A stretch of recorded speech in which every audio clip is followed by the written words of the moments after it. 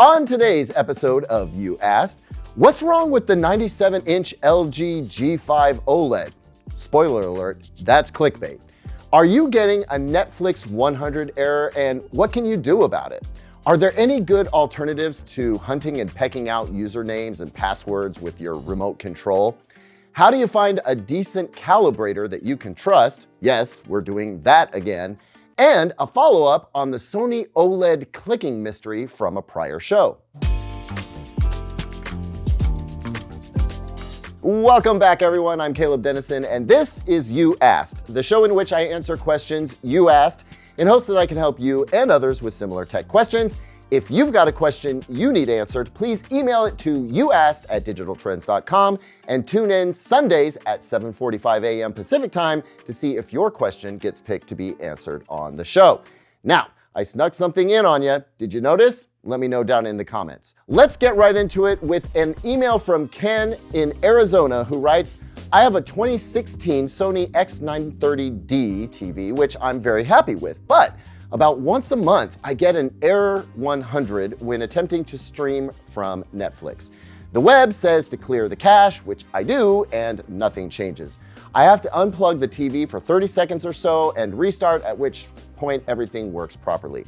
Do you ever think Netflix or Sony will fix this problem? I've upgraded the firmware and Netflix app several times with no change in this error. The web seems to be well aware of this problem, but Sony's only answer is to clear the cache. Hey Ken, first off, I'm glad you're still enjoying your TV, and I'm sorry for you and anyone else having to deal with this annoyance. I am familiar with the old UI 100 error that pops up with Netflix periodically, usually on older devices, and not just TVs. This counts for streaming boxes and streaming sticks over, say, 7 years old. Now, to all of you out there who want to come at me in the comments for suggesting that 7-year-old tech is old when it's not really old, believe me, I get it. However, in the world of streaming apps, 7 years old, and definitely 9 years old for you, Ken, well, it harkens back to when streaming apps were in their toddler stage. Not infants, but definitely not matured yet. The problem is that the app is trying to use a dated security certificate, or it's using old connection instructions, something like that. I don't code. What I do know is that all devices that connect to other devices over the internet have to do some sort of handshaking. And when the data that supports that handshake, that wink and a smile, when that data gets old or timed out, it needs to be refreshed. Now, the more modern version of Netflix's app running on more modern versions of Android TV, Roku TV, Amazon Fire TV, etc., they will sense that this is an issue, and instead of popping up an error, they restart themselves, clear their own cache, and then try to reconnect, usually successfully. What this looks like to you is that you see the red Netflix logo. On older systems, it will be the full word Netflix. On newer ones, it's just the big N on a red background. And then you may see a bit of cogitating, maybe a spinning wheel. And then, instead of seeing your Netflix profile screen or the Netflix home screen, you see the app start over. And then eventually it works. So the question is, why doesn't the Netflix app running on older devices do this successfully? The self-update or the self-refresh? Well, don't blame Netflix and don't blame whoever made the device. I think the blame lay with the version of the operating system that you're using. But you can't even blame Android. If your TV or streaming device could run a more modern version of Android TV, it would. But the SoCs, or system on chip, in older streaming devices is limited in how many streaming OS updates it can take. It's like a PC or Mac, right? At some point, your computer will be too old to run the latest version of Windows or Mac OS because the operating system has advanced beyond the chip's capability to handle it. So you end up getting stuck on Windows 8.1 or Mac's Yosemite. So this brings me to the advice that I give just about everyone who has a smart TV that is 7 years old or older. Get a streaming box or a streaming stick. I know that we would like our TVs to last longer, and they can. The picture quality can be great for many years to come, but the part of your TV that is basically a computer needs to be updated to run the latest streaming apps, and you can't update that hardware in the TV. You can, however, bypass it entirely. So my suggestion to Ken and anyone who's suffering this problem is to buy a streaming box or streaming stick, plug it into an HDMI port, and you'll be good to go. Now, Ken, had you emailed me about this a year ago, I would have suggested you get a Chromecast with Google TV dongle. It would have cost you about 50 bucks and the experience would have been similar to what you're used to. But that device has been discontinued. So I'm now going to suggest that you get a Google TV Streamer 4K. It's about 100 bucks, but it is super powerful and will probably outlast your TV at this point. You'll probably never get that annoying Netflix 100 error again, and it will be lightning fast to operate as well. So your streaming experience will actually improve. That Google TV Streamer 4K also supports all the latest HDR and audio formats too, so I would hope that you enjoy using it very much. Now, I hate that my answer for you is a $100 fix, but I do think it is the right one.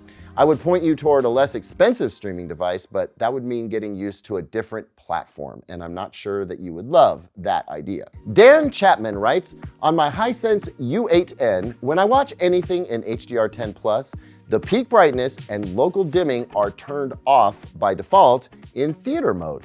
This exposes defects in the backlight, such as clouding. Is that how HDR10+ theater mode is meant to be implemented? And if so, are there ways I can adjust my settings to minimize clouding without returning my TV? So Dan, I'd like to know if the peak brightness and local dimming setting are turned off or if they're disabled. There's a difference. The TV should remember your preferences, so if you can adjust them while watching HDR10+ content, then the TV should return to your preferred settings the next time you watch HDR10+ stuff. If you can adjust them, but the TV is not returning to the preferred settings, then that's very odd, and I'm not sure what is going on. Make sure you have the apply to all inputs selected on the TV like we do here. Now, if the settings are disabled, which is not the same as turned off, then you might have some other setting turned on that is cueing the TV to disable them.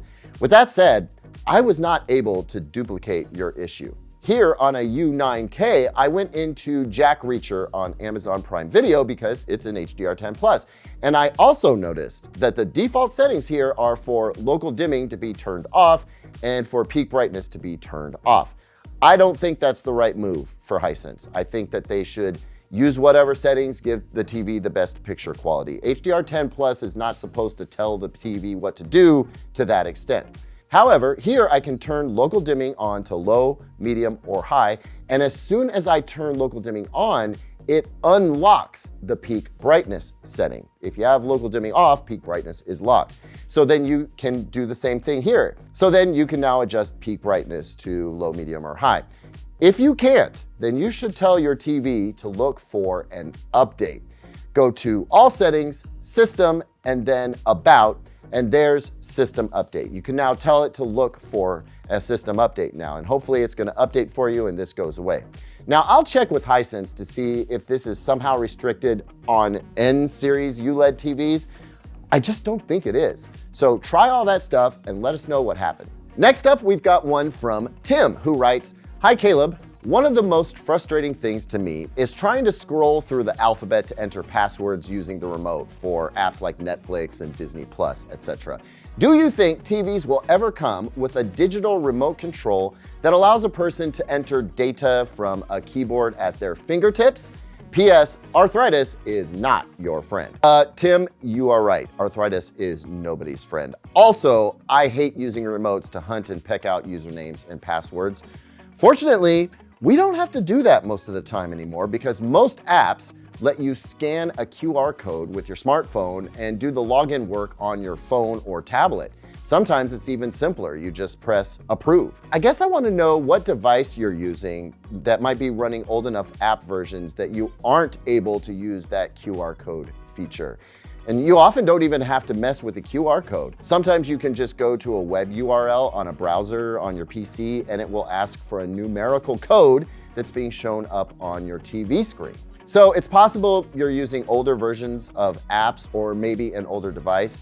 It might be worth considering getting a more modern streaming box or stick if you want to keep your TV but get a better streaming app experience. Sound familiar? As for having a remote with like a full-on QWERTY keyboard, I just don't see that happening.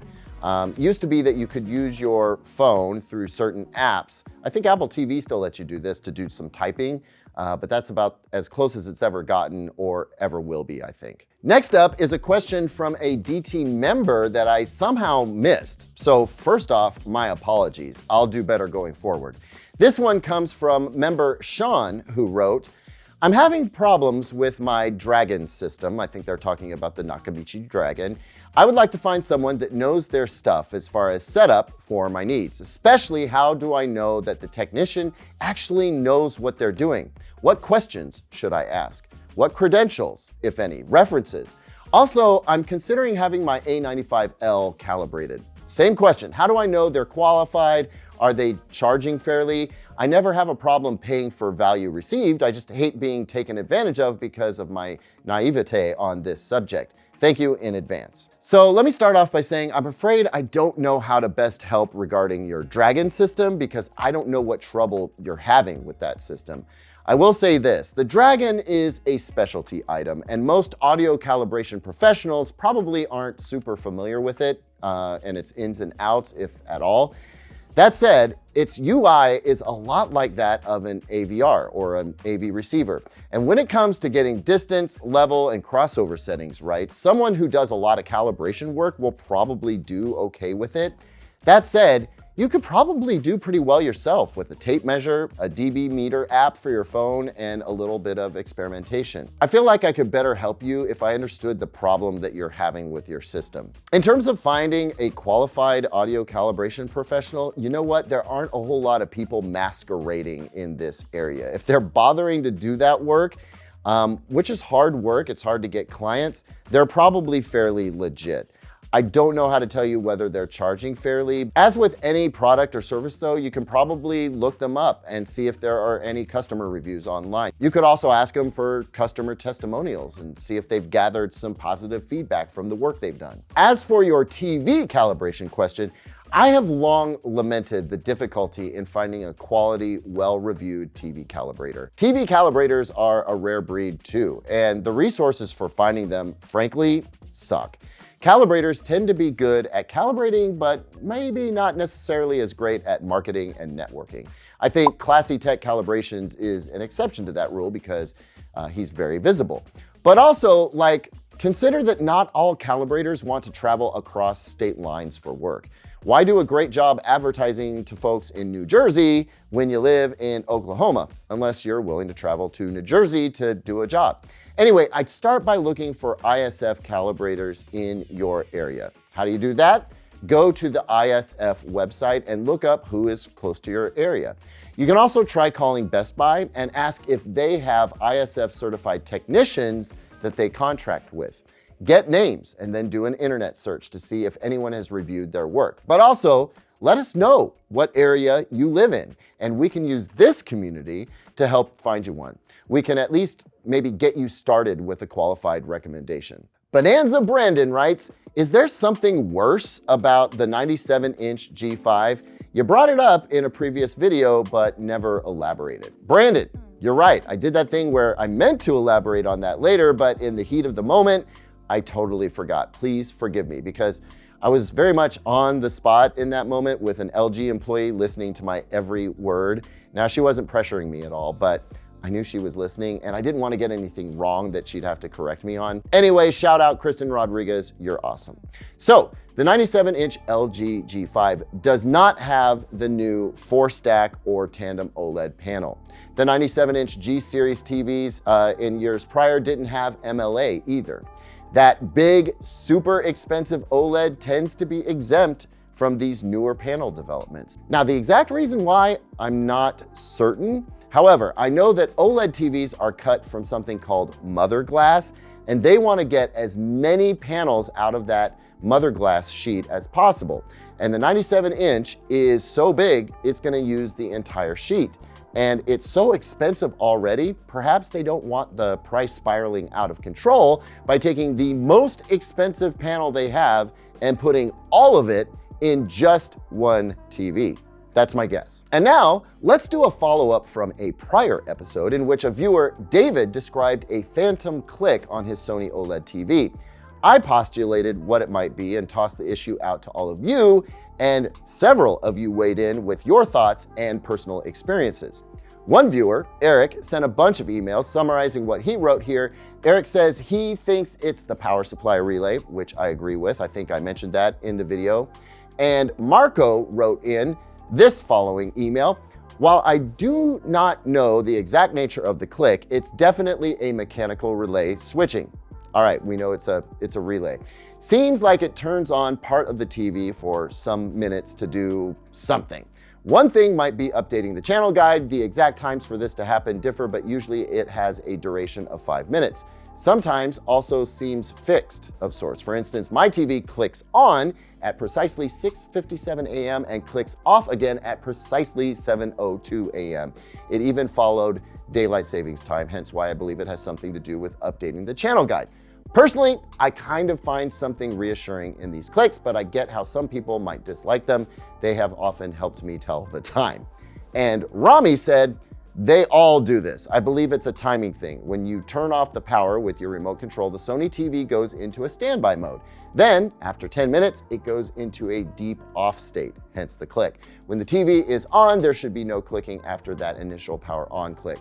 Also, check your power settings. Another viewer, I'm sorry, I'm forgetting their name, said that they were experiencing this same thing on their Panasonic Z95A. So, David, it seems like others experience this and not just on Sony TVs. I think the lesson we're learning here is that the click that the power supply relays make on an OLED TV is louder than that of many LCD TVs, so it's more obvious. Also, the TV is definitely doing stuff in the background. We know this already, be it updating the channel guide, checking for app updates, checking for firmware updates, running the OLED refresh cycle, all that kind of stuff. Some viewers mentioned that a recent update mentioned in the notes a click fix. So as long as you have the most recent update for your TV, it's not gonna click any more than it's actually supposed to. Best chance at getting it to stop entirely is to give it no reason to turn itself on when it's supposed to be off, which means you're gonna have to turn off automatic updates, turn off the OLED refresh cycle or OLED saver, preventing it from updating a channel guide, etc. And I'm not sure it's worth it. I sense that you had a concern that it was doing something that it shouldn't or that something was wrong, and it doesn't sound like that's actually the case. But if you do find it annoying and wish it would stop, well, I've given some suggestions, but I don't know if that's gonna make it go away. Might just be part of what the TV does. Thanks so much for watching, everyone, and thank you for your comments, especially those helping others out in the community. I appreciate it so much. Keep it up. Comment like crazy on this video. Click that like button. Don't forget to subscribe so you don't miss the next one. I'll see you next time, and until then, here's 2 other videos I think you might like.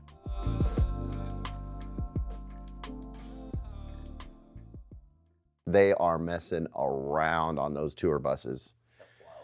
Oh, it's